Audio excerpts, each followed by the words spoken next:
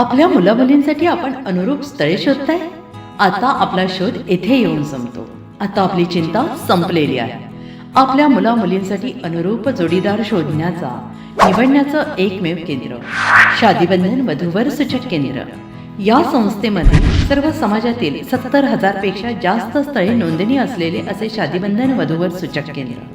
संपूर्ण महाराष्ट्रात आणि कर्नाटकात प्रसिद्ध असलेले एकमेव वधूवर सूचक केंद्र म्हणजे शादीबंधन वधूवर सूचक केंद्र, ज्यांच्याकडे आहे सर्व समाजातील सर्व जाती आणि पोटजातीतील 70,000 पेक्षा जास्त स्थळांची नोंदणी. आपल्या इच्छेप्रमाणे वर्गवारी करून अनुरूप स्थळे निवडण्याची सुविधा. एक वेळा जोडले जा आणि आपलं जीवन सफल करून घ्या. हजारोंनी याचा लाभ घेतला आहे. आपणही आपल्या मुलामुलींसाठी, विधूर, विधवा, वयस्करांसाठी योग्य स्थळांची निवड करा. एक सुवर्ण संधी घेऊन येत शादीबंधन. आजच संपर्क करा. शादीबंधन वधूवर सूचक केंद्र, लोकसंदेश न्यूज ऑफिस समोर, महाराष्ट्र स्क्रॅप जवळ, 100 फुटी road, Sangli. Pin code 416416. Customer care number 9922864545. आमच्या वेबसाईटवर स्थळे पहा. आमची वेबसाईट आहे www.shadibandhan.in.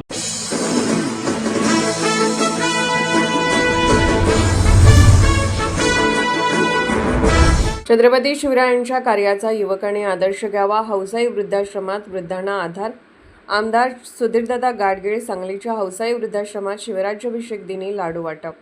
वयोवृद्ध ज्येष्ठांचे व महिलांचे रक्षण करून त्यांच्या केसाला धक्का लागू न देणाऱ्या छत्रपती शिवरायांच्या कार्याचा युवकांनी आदर्श घ्यावा. सांगलीतल्या हौसाई वृद्धाश्रमात वृद्धांना आधार देऊन मोफत सेवा म्हणजेच ईश्वर सेवा होत आहे, असे मत सांगलीचे आमदार सुधीरदादा गाडगीळ यांनी व्यक्त केले. ते केंद्र सरकारच्या समाज कल्याण मंत्रालय आणि खासदार रामदासजी आठवले युथ फाउंडेशन संचलित हौसाई वृद्धाश्रम सांगली येथे छत्रपती शिवाजी महाराज यांच्या 353व्या शिवराज्याभिषेक दिनानिमित्त समारंभात बोलत होते. यावेळी छत्रपती शिवरायांच्या प्रतिमेचे पूजन आमदार सुधीरदादा गाडगीळ यांच्या हस्ते करण्यात आले.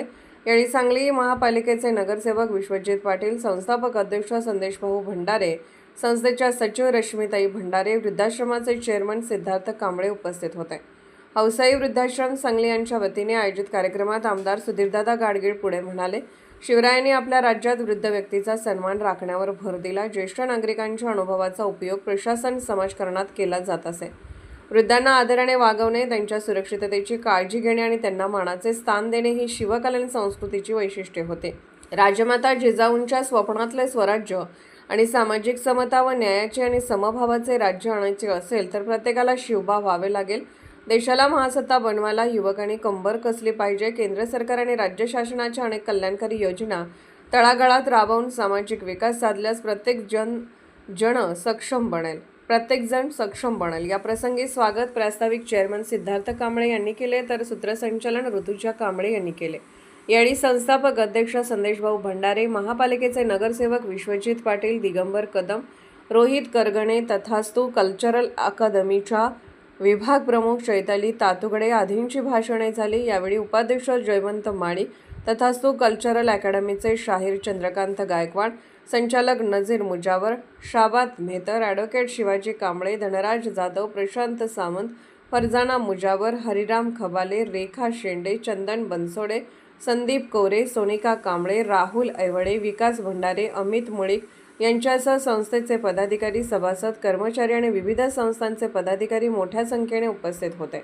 शेवटी आभार अधीक्षक रेखा माळी यांनी मानले. अशाच विशेष घडामोडींसाठी आमच्या यूट्यूब चॅनलला सबस्क्राईब करा, फेसबुक पेजला लाईक करा आणि इन्स्टाला फॉलो करा.